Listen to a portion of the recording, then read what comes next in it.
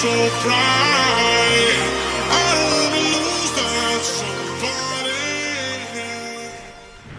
I don't believe there's a bigger geopolitical issue that threatens American security directly than the rise of China. America is the most powerful nation the world has ever seen, on every metric. Nevertheless, there is one nation that has both the desire and the potential to displace us. They see their culture as better than anybody else's, and they see the last 100 years as an anomaly, as a humiliation by the West.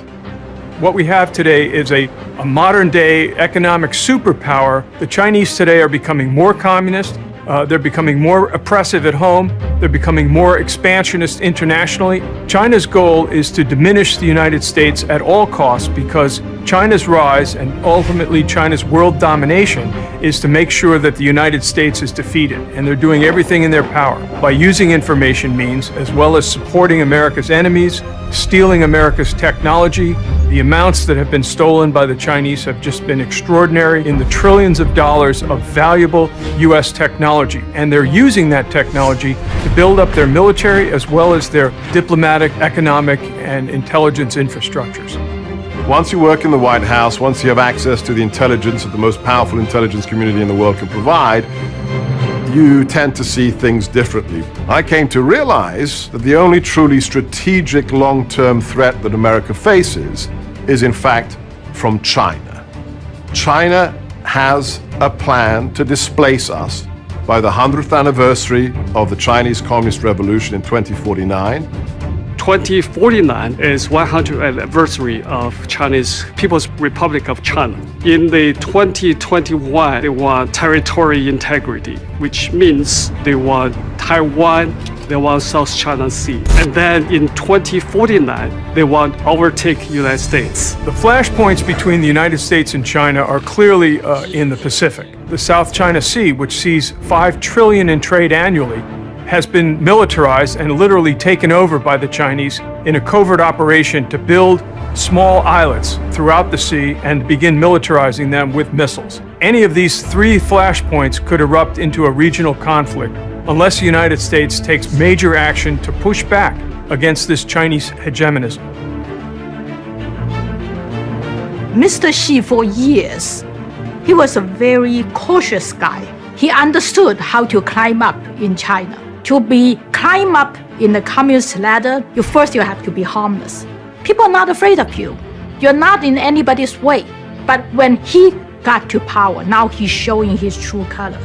We see him using Mao's language. We see him raise issues like what Mao raised. Xi Jinping comes from a veteran family. Both his parents are communist high-ranking leaders. He grew up in that environment. So when he comes to power, he has a mission to defend, to restore, revive the Communist Party, make it become a stronger, glorify the Communist Party. China is definitely a totalitarian regime because it's control everything. China is control everybody's thinking, everybody's social behavior, and everybody's speech, and not a single regime in the history can have such a total control over its people. The totalitarian machine, the whole country is a police state.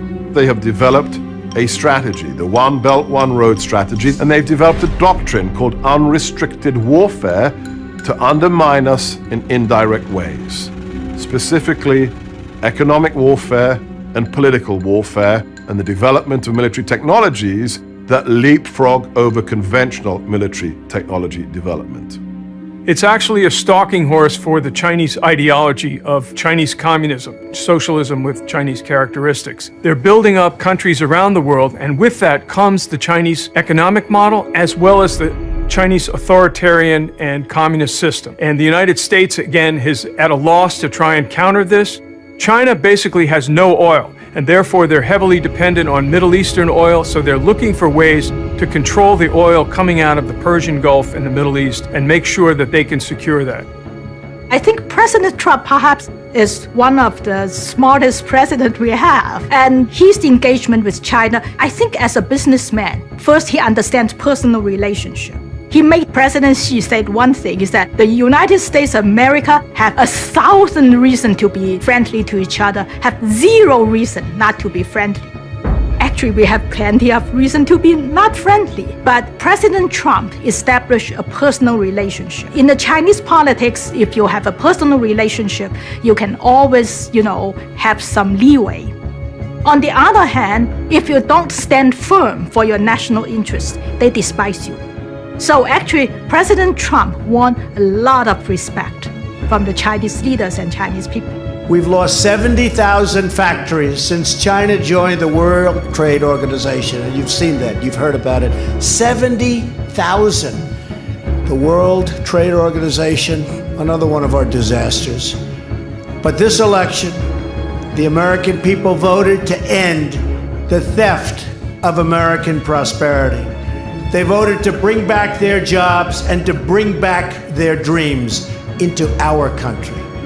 That's why I'm here today. In just a few moments, I will be signing a Buy American and Hire American executive order. You haven't heard about that in a long time in this country. With this action, we are sending a powerful signal to the world. We're going to defend our workers, protect our jobs, and finally, put America first. Donald Trump was one of the first politicians to recognize the threat from China. He broke with the business community and that he wasn't going to go along with business as usual by ignoring China's aggression in the South China Sea and other areas, ignoring China's human rights abuses. Donald Trump has made a sea change in the U.S. approach to China. He's made China the top threat along with Russia. He has made protecting American economic security one of the highest priorities. Again, this trade and interaction in the past was based on the false notion that trading with China would have a moderating influence on its behavior, and President Trump was the first to recognize that this has totally failed and that a much tougher approach is needed. We're going to be fulfilling another campaign promise by taking firm steps to ensure that we protect the intellectual property of American companies and, very importantly, of American workers. No, mark my words, if the 21st century is not an American century, the 21st century will not be a free century. And I'll tell you this, the Chinese, the communists, believe the future is theirs, that their economy and its central planning is the future, that their military will eventually overtake America's, and they do not believe that our will is strong enough to confront them. They believe America is a declining power, that free peoples and capitalism inevitably implodes, and that central planning and dictatorship and communism is the way of the people. If we do not stare down China, not just on trade, but on their military ambitions, the 21st century could be a Chinese century, and that means it sure is not a free one.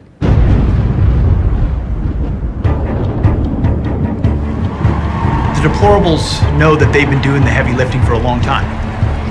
They're the guys from the small towns across America whose parents have the 9-to-5 jobs, make just enough to get them off to college, but infuse in them the values that matter the most.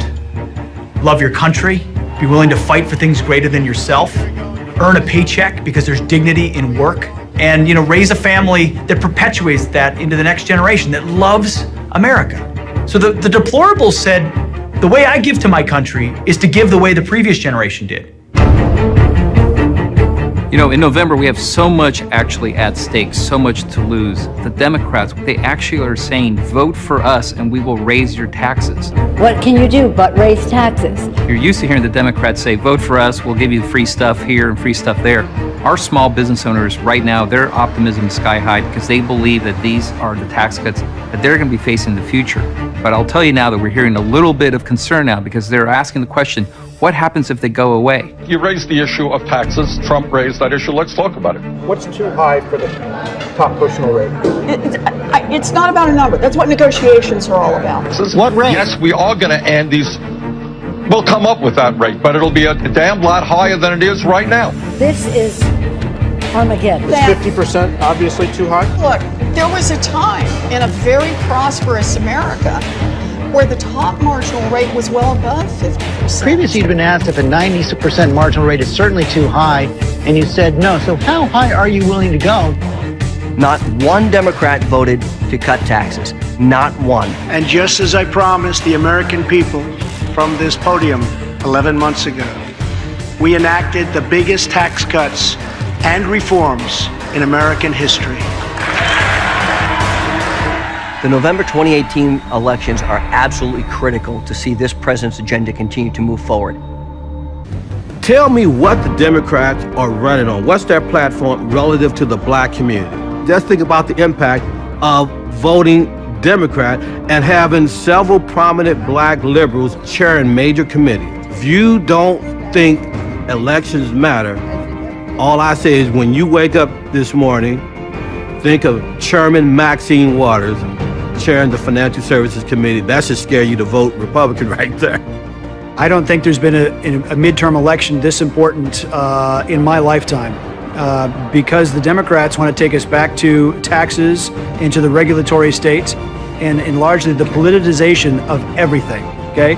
One of the reasons the economy is doing well now is because the president is getting the boot of government off the necks of business people and farmers and people that make things, grow things, and build things. And the government released its gross domestic product report for the second quarter this morning. It showed the U.S. economy grew 4.1% from April through June. That's the best showing since 2014. The Democratic Party of America have wasted the first year and a half of the Trump presidency attacking him on nonsensical issues because they think, firstly, they control the media. They think, secondly, they control the culture. And so their ideas will pervade, their ideas will filter down necessarily no matter what.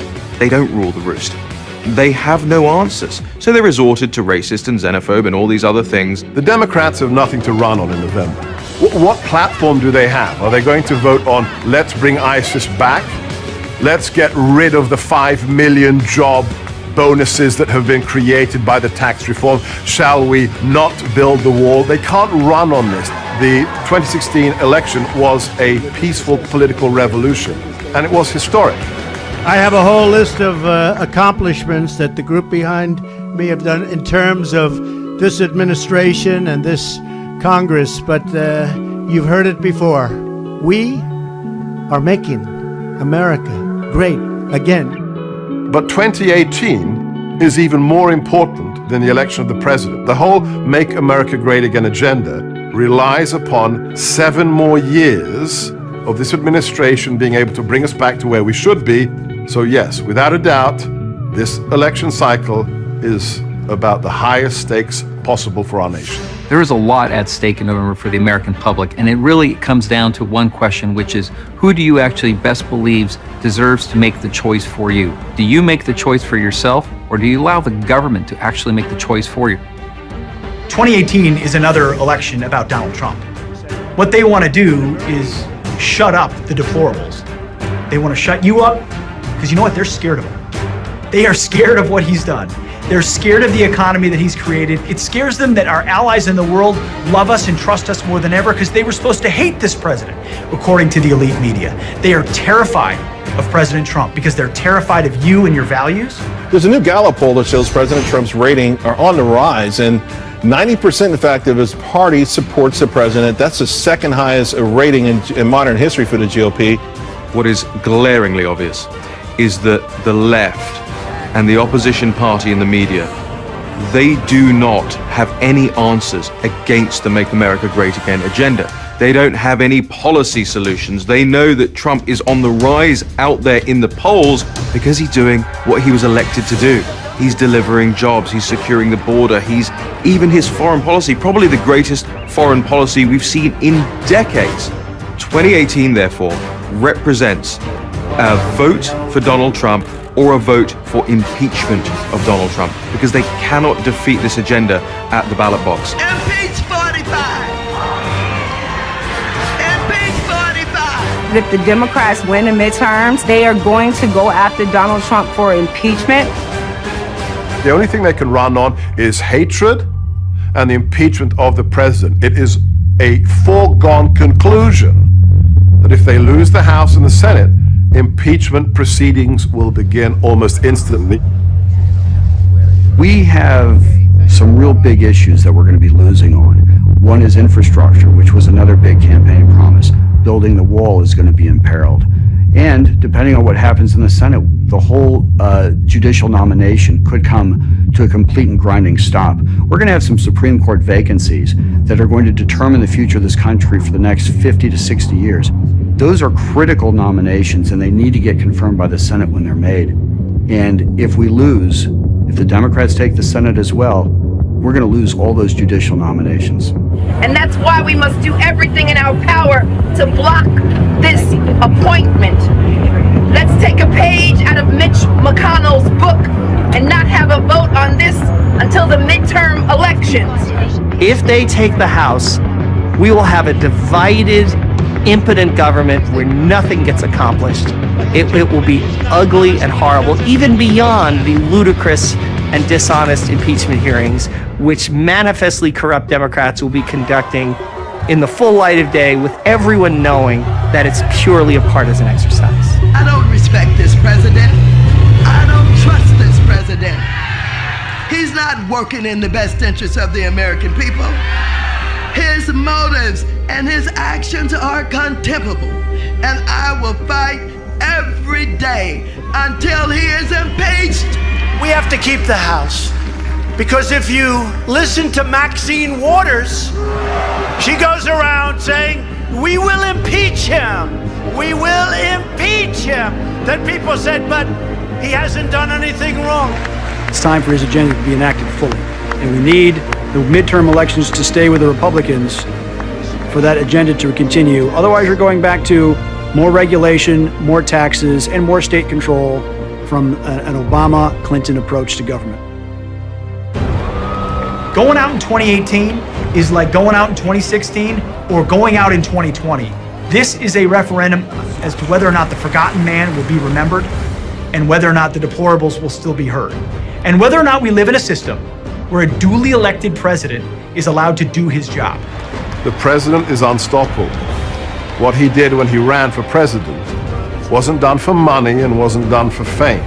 He will never give up, but he's only one man. For the last 30 years, our nation has been covered in an ice blanket of political correctness that froze solid the media, the arts, and politics. We allowed that blanket to fall. But then, 2 years ago, along came a man, the kryptonite of political correctness. I will always put America first. And like an ice-breaking ship, he slammed into that ice and broke a pathway and freed that sea lane up. But if you understand the physics of ice breaking, when that tungsten hull rides down on that ice and breaks it free, if you don't have a flotilla of ships that comes in right behind the icebreaker, in real life what happens? The ice comes around the bow, around the hull of the ship, and then almost instantaneously re-knits itself and closes off that waterway. America must create the flotilla.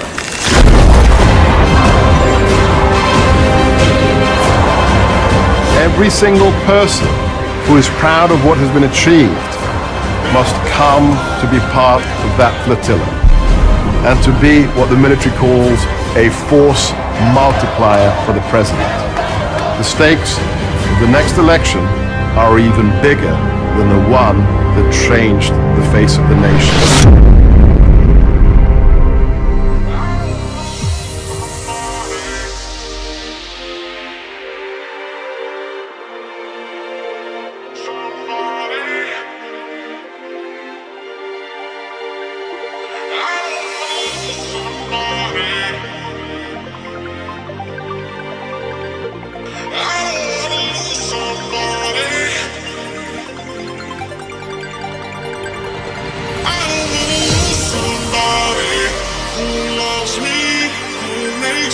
So bright, I don't wanna lose that somebody.